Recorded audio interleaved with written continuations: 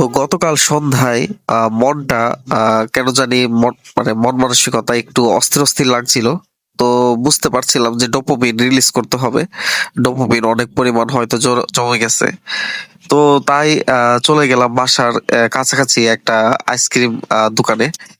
মূলত অবশ্য সেটা আইসক্রিম দোকান নয়, আহ, মানে মুদির দোকান ছিল। তো যাই হোক, ওইখান থেকে আহ, সবার পরিচিত স্যাভয়েড ডিসকোনটা হাতে নিলাম। যদিও এটাই যে মোস্ট ফেভারিট, বিষয়টা এরকম না।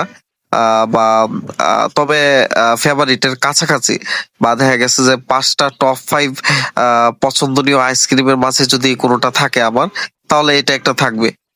আর বিশেষত যারা কম মিষ্টি জাতীয় কোনো কিছু পছন্দ করেন, যে মিষ্টি জিনিসটা বা সুইটনেসটা কম থাকবে, তারা অবশ্যই এটা টেস্ট করতে পারেন।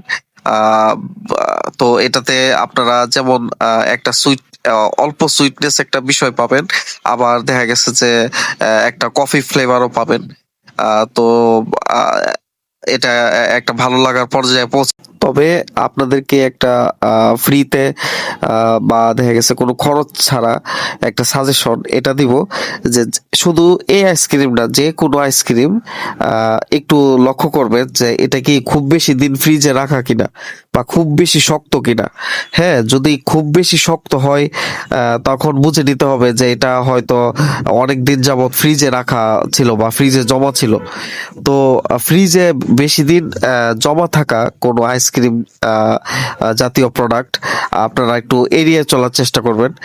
কারণ এটাতে আসলে তখন আপনারা ওই আসল স্বাদটা পাবেন না। বা আইসক্রিমের যে একটা যে একটা টেস্ট আছে, সেই টেস্টটা খুঁজে পাওয়া একটু মুশকিল হবে।